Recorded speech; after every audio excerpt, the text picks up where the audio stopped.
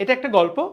এই গল্পটা একটা অতি দুর্দান্ত ছেলে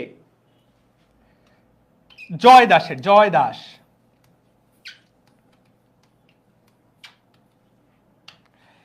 এই গল্পটা একটা অতি দুর্দান্ত ছেলে জয় দাসের। জয় দাস একটি ছাত্র ছিল। আমাদের এখানে ফেসবুকে যেই বাচ্চাটা কমেন্ট করে নিয়মিত, এটা সেই জয় দাস, এটা সেই জয় দাস নয়, এটা একটা অন্য জয় দাস, কিন্তু নামটা কেমন যেন একরকমই, একই রকম, নামটা জয় দাস। তো যাই হোক, গল্পটা কিন্তু শুরুতেই বলে নিচ্ছি, এটা জাস্ট ফর ফান। তো এই জয়দাসের এই জয়দাসের উপরে সৃষ্টিকর্তার কিভাবে না কিভাবে যেন একটু বেশি রহমত বা ভালোবাসা পড়ে গিয়েছিল। কিরকম রহমত বা ভালোবাসা? তো সাধারণত আমরা যেটা নিয়ে পড়ালেখা করলাম, পেনিস, মানুষের পিনেস, পুরুষ মানুষের, মহিলা মানুষের তো আর হবে না, পুরুষ মানুষের পিনেসের অ্যাভারেজ সাইজ ধরো, আমরা বইয়ের মধ্যে কিন্তু এটা সাইজ নিয়ে তেমন কিছু বলেনি, তো ধরো 5 থেকে 7 ইঞ্চি এরকম একটা সাইজ অ্যাভারেজে হয়। আমরা বইয়ের মধ্যে যদিও এটা আলাদা করে উল্লেখ করা নাই, কিন্তু জয় দাস নামক এই ব্যক্তিটার, এই প্রাণীটার পিনিস ছিল 25 ইঞ্চি। এখন তোমরা যারা 25 ইঞ্চি সম্পর্কে ধারণা রাখো তারা তো রাখোই, যারা 25 ইঞ্চি জিনিসটা বোঝো না, আমরা যে লম্বা খাতা টানার স্কেল ব্যবহার করি, খাতা যে টানা হয়, আমরা যে মার্জিন টানি, মার্জিন টানার এক একটা স্কেল 12 ইঞ্চি, তাহলে মার্জিন টানার দুটো স্কেলের সমান।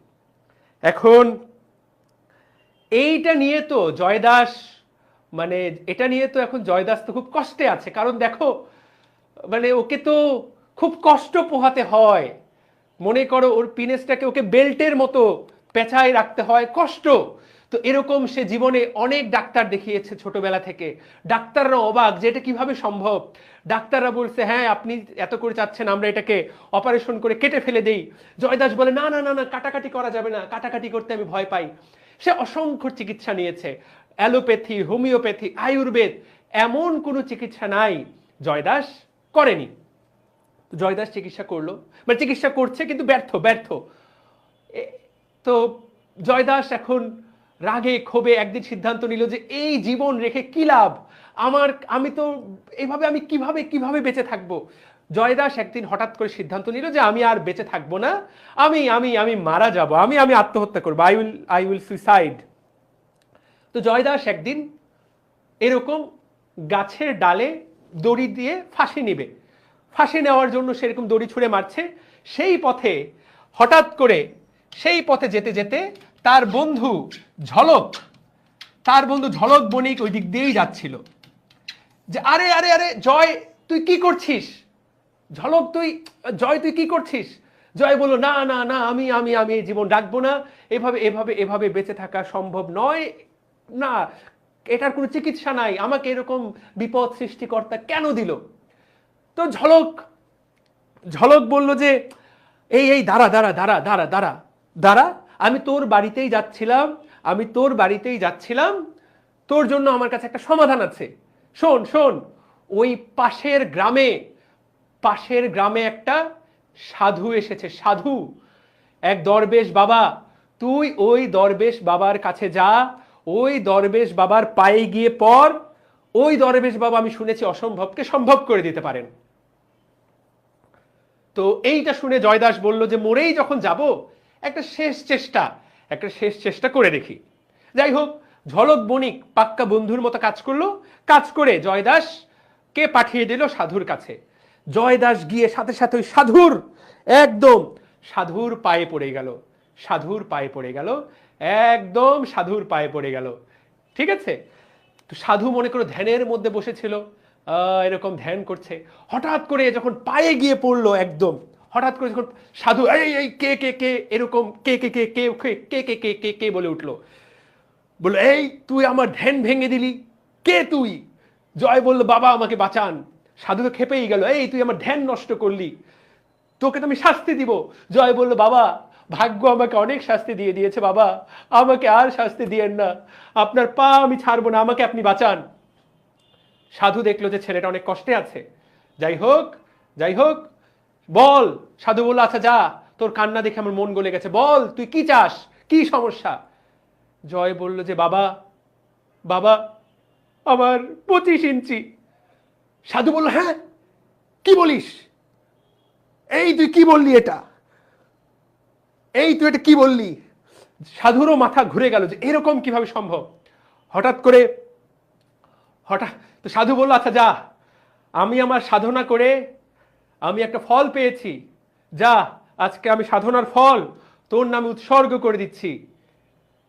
শোন, তোকে একটু কষ্ট করতে হবে, কয়েকটা গ্রাম পার হবি, পার হয়ে দেখবি একটা বিশাল পাহাড়, ওই পাহাড়টা পার হবি, পার হয়ে দেখবি একটা বিশাল জঙ্গল, ওই জঙ্গলের মাঝখানে যাবি, গিয়ে দেখবি একটা কুয়া, ওই কুয়ার মধ্যে দেখবি একটা মেয়ে ব্যাঙ বসে আছে, মাদি ব্যাঙ।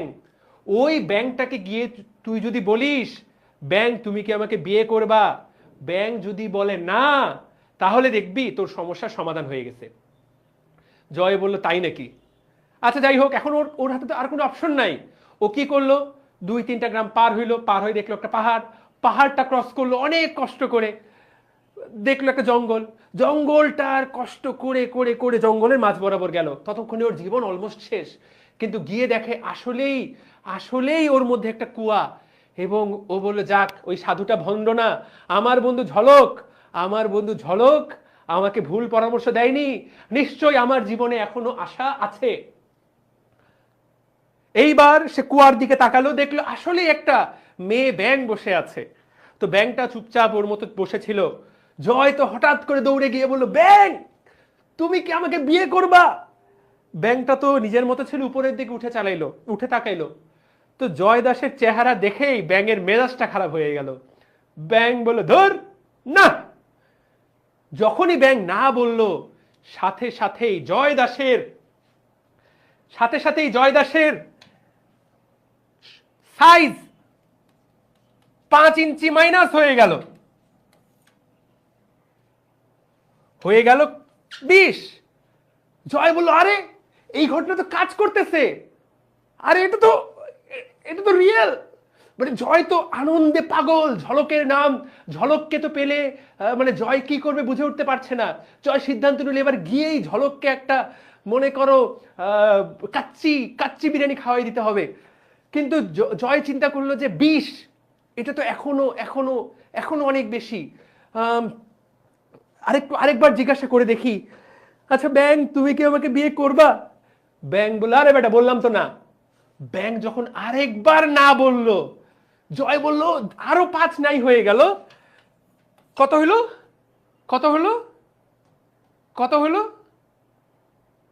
আরো 5। এইবার তো জয় বলল যে মাই গড, এটা তো ইটস ওয়ার্কিং। জয় বলল যে ভাই আমাকে সমস্যার সমাধান করেই যেতে হবে, ভাই আরেকবার জিজ্ঞাসা করে খালি নেই দেখ, মানে তাহলে তো আমার সমস্যার সমাধান। এইবার জিজ্ঞাসা করলো, ব্যাং তুমি কি আমাকে বিয়ে করবা। এইবার ব্যাং বলল যে এই বেটা শুনোস না, বললাম তো না না না। ব্যাং 3 বার না বলে দিল। তারপর থেকে জয়দাস থাকলো না। জয়দাস হয়ে গেল জয়া দাস। এভাবেই মানুষের জীবন বদলে যায়।